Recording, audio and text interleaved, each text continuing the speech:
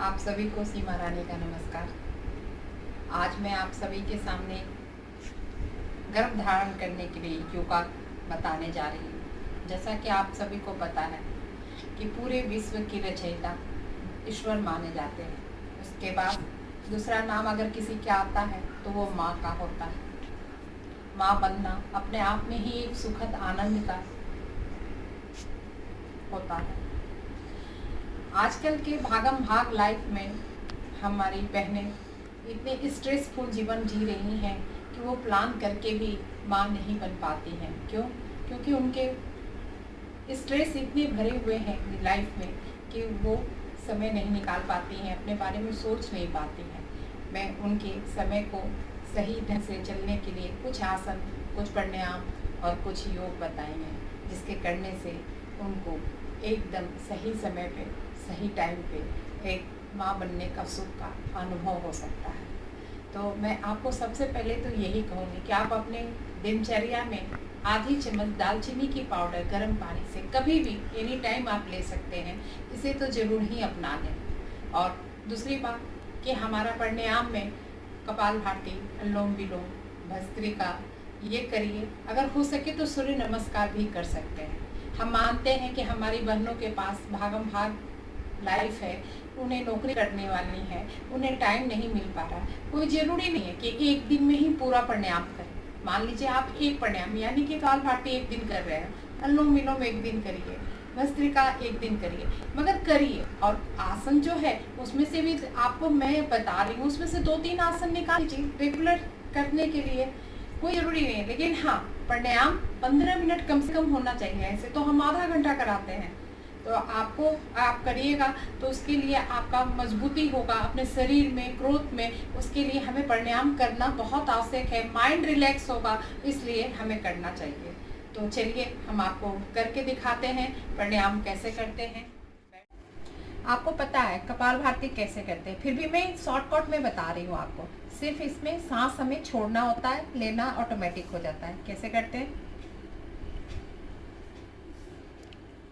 ये हुआ कपालभाति। अनुलोम विलोम में कैसे करते हैं? राइट नोज से नाक को दबाते हैं, लेफ्ट से लेते हैं, रुकते हैं और फिर छोड़ते हैं, फिर उससे लेते हैं, फिर लेफ्ट से छोड़ते हैं। और जब भी एंड करते हैं तो लेफ्ट से शुरू करते हैं, तो लेफ्ट से लेते हैं। जैसे एक बार देख लीजिए।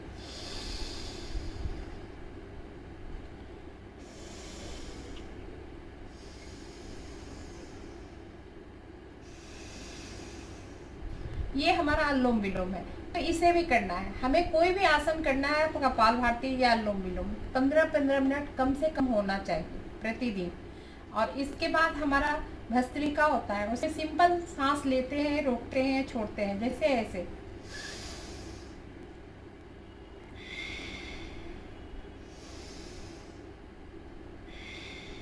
ये हमारा प्राणायाम हो गया। तो हमें गर्भ धारण के लिए ये 3 प्राणायाम अपनाना चाहिए। आप कोई भी तीनों में से एक दिन करिए, एक दिन एक करिए, एक दिन एक करिए, अगर आपके पास टाइम की कमी है तो। दूसरा हमारा होता है ये थाई के लिए, हमारे प्रजनन अंग मजबूत बनाता है। उसमें क्या है, एक पैर को सीधा किया, एक पैर को हम अपने लेफ्ट जांघ के पास रखें और इसको क्या करना है, इसको सांस लेते हुए ऊपर की तरफ पूरा उठा के लेके जाइए और हाथ से प्रेस करते हुए नीचे की तरफ लेके जाइए, पूरा जमीन पे और पूरा ऊपर लेके आइए और प्रेस करते हुए लेके आइए। ये हुआ। और तीसरा इसका क्या होता है, इसको ऐसे गोल घुमाइए, फिर उल्टा भी घुमाइए। यही प्रक्रिया आपको इस पैर से भी करना है। क्योंकि वीडियो लंबा ना हो, मैं एक ही तरफ से बता रही हूँ आपको, ये वाला करना है। और तीसरा क्या होता है, बटरफ्लाई। ये हमें करना है। पूरा पैर को एकदम अपने शरीर के पास लाइए, इसको ऐसे पकड़ लीजिए और इसको पूरा नीचे जितना जा सके जाइए, जमीन पे टच हो जाए और ऊपर लाइए। इसको करिए। ये नहीं कि हम जैसे किए वैसे करिए, क्योंकि मेरे पैरों में थोड़ी सी तकलीफ है, मैं पूरा पैर में ही लेके जा रही हूँ, मगर आपके पैर एकदम जमीन तक जाए और पूरा ऊपर तक आए, ये आपको करना है। ये बटरफ्लाई हमारी औरतों के लिए, प्रजनन के लिए बहुत ही अच्छा हो और बहुत ही मतलब अनावश्यक कहा जाए ये योग है, इसको आपको करना है। तीसरा आसन है, इसमें मूल बंद को खींचना और बंद करना। तो हमारा मूल बंद होता है और हमारे शरीर होती है उसको हम खींचते हैं गुदा। आप कमर सीधा रखिएगा और ऐसे खींचिएगा। इस मूलबंध को खींचना है, ऊपर रोकना है, फिर छोड़ना है। इससे हमारे प्रजनन शक्ति स्ट्रॉन्ग होती है, इसलिए इसको करना होता है। तो ये 3 आसन मैंने आपको बताया। चौथा क्या करना है? वक्रासन। वक्रासन में क्या है कि जो ये पैर अगर हमारा मुड़ा है, ये पैर को ऐसे शरीर के पास लाइए, ये हाथ लाइए और इसको ला के ऐसे देखिए। ये सारे आसन 10 से 15 बार करने हैं। इसी तरह दूसरे पैर से भी करना है आपको। ये वक्रासन होता है, समझ गए? इसके बाद क्या करना है? पश्चिम उत्तान आसन। उसको हम लोग क्या करते हैं, सांस लेते हुए पूरा पीछे जाइए और सांस छोड़ते हुए एकदम आइए, इसको लेके आइए। ये आसन को भी 10 से 15 बार करिए और जब कभी थक जाइए ऐसे होके रिलैक्स।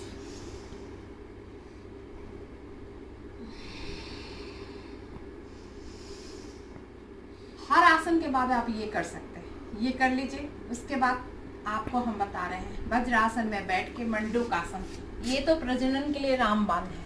तो हमारा क्या होता है, आप वज्रासन में पहले बैठ जाइए और अंगूठे से ये करके और नीचे झुकते हुए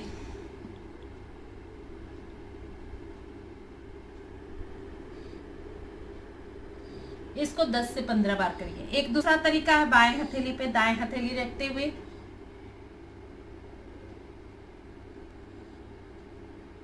ये आसन हमें शुगर में भी फायदा करता है, गर्भधारण में भी फायदा करता है, और तीसरा हमें स्ट्रेस से भी मुक्ति देती है, थायराइड से दूरी देती है। तीसरा इसका अगला आसन है शशक आसन।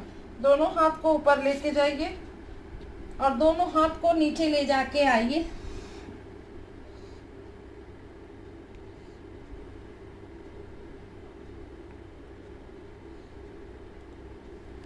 और सांस छोड़ते हुए पीछे की तरफ। ये हो गया आपका शशक आसन। हर आसन को 10 से 12 बार करना है। तीसरा है अर्धचंद्रासन, गर्भधारण के लिए। और उसके बाद है उष्ट्रासन।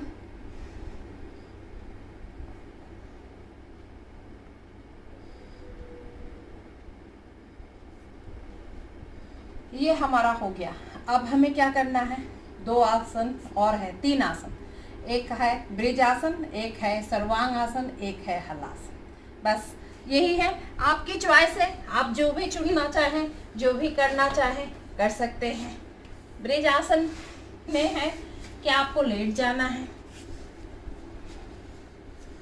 और एड़ी को पकड़ लेना है, पैर के इसको पंजे को पकड़िए शरीर के पास और कमर कंधे को पूरा उठा दीजिए।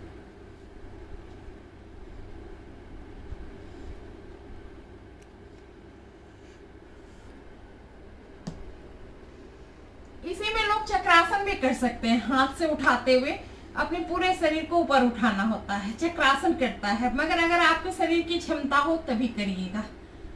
इसके अलावा मैं आपको बता रही हूँ कि क्या करना है।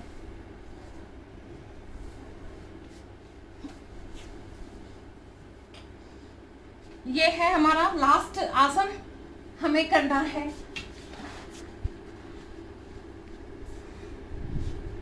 पैर को सीधा करना है, उठाना है पैर को और हलासन। ये है सर्वांग और ये जा रहा है हलासन। ये इतना आसन अगर आप लोग कर ले रहे हैं तो गर्भधारण करने में कोई भी समस्या नहीं होगी। बहुत जल्दी आप प्लान करके खुशखबरी ला सकते हैं, गर्भ को धारण कर सकते हैं। और सबसे बड़ी बात कि खुश रहिए, निगेटिव सोचिए नहीं, पॉजिटिव सोचिए। आपका गर्भधारण अवश्य होगा, बहुत जल्दी होगी। आप सभी को मैं एक बार नमस्कार कहती हूँ और कहती हूँ लास्ट में, प्लीज़ प्लीज़ प्लीज़ अगर वीडियो पसंद आए तो लाइक, सब्सक्राइब एंड शेयर ज़रूर करिएगा।